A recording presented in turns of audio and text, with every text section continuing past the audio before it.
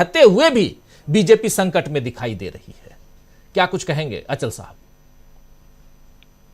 धन्यवाद राजीव जी। देखिए, अभी सुमन जी ने बहुत विस्तार से बंगाल की बात की, बिहार की बात की, और मैं समूची मुद्दे पर अगर जाऊं तो भारतीय जनता पार्टी की अपनी तकलीफें हैं, अपनी असुरक्षा है, और इस असुरक्षा के चलते ही भारतीय जनता पार्टी जितना व्यवस्थित ढंग से चुनाव लड़ने की तैयारी कर रही है उसकी तरफ हम लोगों की नजर नहीं जा रही है। हमको लगता है कि भाजपा खतरे में है।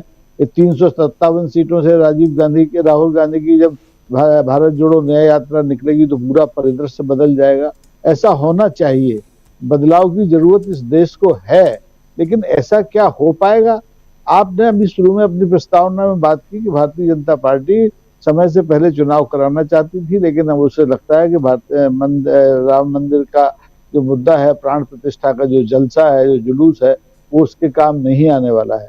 लेकिन आपको ध्यान रखना चाहिए कि चुनाव आयोग केंचुआ है, केंद्रीय सरकार के का सबसे बढ़िया पालतू यंत्र वही है, और वो जब केंद्र की सरकार कहेगी, जब उसको लगेगा वातावरण मुफीद है, तभी चुनाव होगा।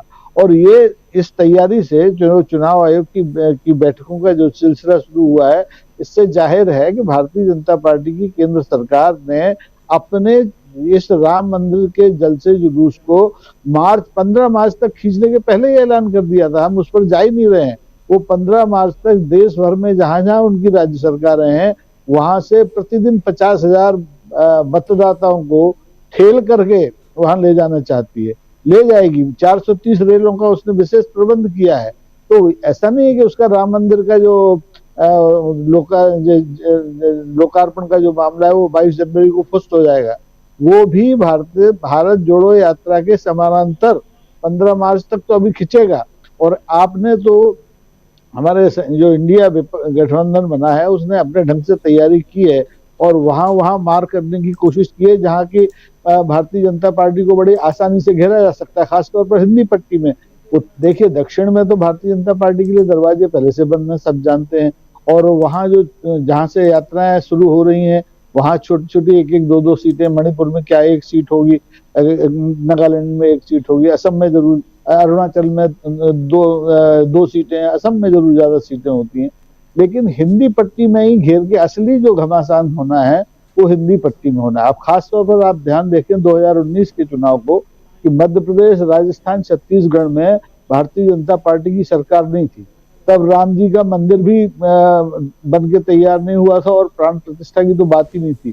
लेकिन लोकसभा जो पार्टी विधानसभा के चुनाव में बहुत औंधे मुंह गिरी थी, उसी पार्टी ने इन हिंदी पट्टी वाले क्षेत्रों में लगभग सारी सीटों को जीत लिया था। एक सीट छोड़ी, वो भी मुझे लगता है कि उस समय के कांग्रेस के जो नेता रहे होंगे उनसे कोई आंतरिक उनने गठजोड़ कर लिया हो, जैसे कमलनाथ जैसे लोगों के बारे में खास तौर पर मैं कहता हूँ, तो शायद वो इसलिए छोड़ दी गई होती।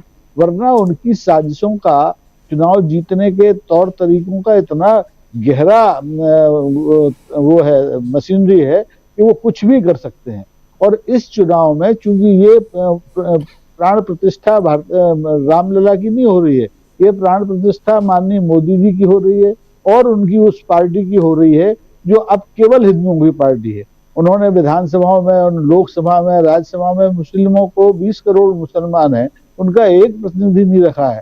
तो जाहिर है कि ये वो अपनी घोषित हिंदू राष्ट्र की नीति की ओर बढ़ रहे हैं और इसको बढ़ाने के लिए उन्हें अपनी पुरानी स्थिति बहाल रखना है, जो आसान नहीं है।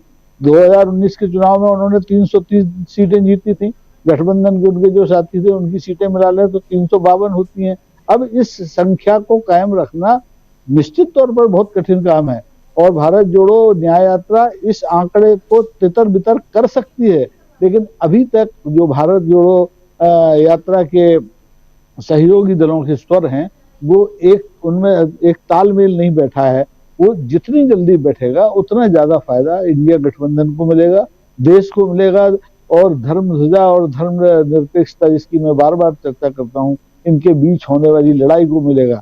अन्यथा बिखराव रोकने, इंडिया गठबंधन की सतर्कताएं, चिंताएं और रणनीति भारतीय जनता पार्टी की घृणित और साजिशपूर्ण रणनीति के मुकाबले कितना ठहर पाएंगी, ये जब यात्रा 15 दिन 20 दिन चल पड़ेगी और उसके परिणाम दिखाई देने लगेंगे, तब ये माना जा सकता है कि भारतीय जनता पार्टी के बढ़ते कदमों को रोका जा रहा है। निश्चित तौर पर बंगाल में उसका घाटा होगा, निश्चित तौर पर बिहार में उसका घाटा होगा, लेकिन ये हम सोच रहे हैं। भारतीय जनता पार्टी ये सोच के नहीं चल रही है, उसने तो ये तय कर रखा है कि जहां उसका घाटा हुआ था 2019 में, वहां उसकी भरपाई की जाए और जो उसकी काठ की हांडी है उसमें नया धातु लगा करके उसको फिर से आग पर चढ़ाया जाए। राजीव जी बिल्कुल बिल्कुल, काठ की हांडी ऐसे भी बार बार नहीं चढ़ाई जाती, इसलिए इसमें धातु लगाने की जो सलाह आप दे रहे हैं। सुमन जी कुछ कहना चाह रहे हैं, कुछ जोड़ना चाह रहे थे सुमन जी। और सुमन जी जरा उन आंकड़ों को भी एक बार जरा ले आइए टू विन में, और उस आंकड़े को हो गया। हालांकि जनता से सीधे भारतीय जनता पार्टी भी जुड़ रही है, लगातार राम जी के दर्शन करा करा के, मुफ्त में यात्राएं करा के, रेल से, हवाई जहाज से, जैसे भी संभव है, लेकिन वो जुड़ाव मैन टू मैन नहीं है। वो तो जाएंगे, एक मूर्ति का दर्शन करके लौट आएंगे, लेकिन यहाँ नेता और मतदाता, जनप्रतिनिधि और जनता दोनों का आमने सामने का मुकाबला है, दर्शन है, बातचीत है, तो इसका फायदा निश्चित तौर पर इंडिया गठबंधन को मिलेगा। लेकिन मेरा मानना यह है, जो अभी प्रशांत जी कह रहे थे कि नया वोटर, देखिए भारतीय जनता पार्टी की एक मॉडस ऑपरेंडी है, तरीका है वारदात जिसे कहते हैं। अभी विधानसभा चुनाव में उसने ढेरों नए वोटर निकाले, जोड़े थे, और अभी हमारे यहाँ मध्य प्रदेश में कल से ही एक प्रक्रिया शुरू हुई है वोटर सूचियों की जांच की। तो आप यकीन करेंगे कि अकेले ग्वालियर शहर में 50,000 मतदाता गायब हैं। तो वेरिफिकेशन करने गई टीमें तो पता ही नहीं है उनका वो है कि नहीं है। तो इसी तरह से मुझे ये हमेशा आशंका बनी है कि जब लोकसभा चुनाव के लिए ये नई मतदाता सूचियां बनेंगी, उनका पुनरीक्षण होगा, नाम जोड़े घटाए जाएंगे, तो इस मामले में इंडिया की सतर्कता बहुत कम है।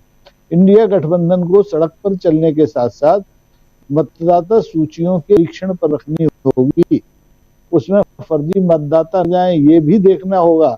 अन्यथा जैसे अभी 50,000 ये फर्जी विधानसभा के लिए इन्होंने तैयार कर लिए थे और सीटें जीत गए।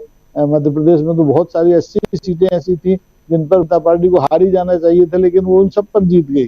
तो इसी तरह से लोकसभा चुनाव में अगर मतदाता सूचियों के पुनरीक्षण पर इंडिया गठबंधन, कांग्रेस और उसके सहयोगी संगठनों ने नजर न रखी तो नुकसान हो सकता है, नंबर एक। नंबर दो, गठबंधन का जो धर्म है वो भारतीय जनता पार्टी ने लगातार दूषित किया है। ये बात भी मतदाता तक इस न्याय यात्रा के जरिए पहुंचनी चाहिए, क्योंकि भारतीय जनता पार्टी के साथ जो गठबंधन की पार्टियां रही अतीत में, उन सबके दो दो टुकड़े भारतीय जनता पार्टी ने कर दिए अपने स्वार्थ के लिए, और बाद में उनको मतलब कहीं का नहीं छोड़ा। ये बात अलग है कि वो कांग्रेस के साथ खड़े होकर उन्होंने अपना अपना वजूद बचा लिया। दो बात। तीसरी बात है कि ये तर्क और कुतर्क की बात करते हैं, लगातार कुतर्क करते हैं। तो ऐसे में इनसे तो शंकर जी भी हार गए और हुई है वही शाखा, वो कहे तर्क वो बढ़ावे शाखा। तो इनसे शाखा बढ़ाने की जरूरत नहीं है तर्क कुतर्क की, अब तो सीधे सड़क पर संघर्ष करने की जरूरत है। जनता को ये समझाने की जरूरत है कि परिवर्तन अवश्यंभावी है, अन्यथा 2024 के बाद ये प्रश्न खड़े होंगे कि इस देश में रामराज होगा या गणराज होगा, राज्यों की स्वायत्तता बनी रहेगी या राज्यों की स्वायत्तता चली जाएगी और राज्यों में कठपुतलियां होंगी, भले वो 2 इंजन की हो, 4 इंजन की हो। राजीव जी जी बिल्कुल बिल्कुल अचल साहब, राम राज्य होगा या गणराज्य होगा, बहुत सही आप कह रहे हैं। और थोड़ी सी एक परेशानी यहाँ मैं देख रहा हूँ लोगों में ईवीएम को लेके है, और इस ढंग की परेशानी है कि शायद निराशा इतनी छा गई है कि उनको लगता है कि नहीं अब यहाँ से कुछ हो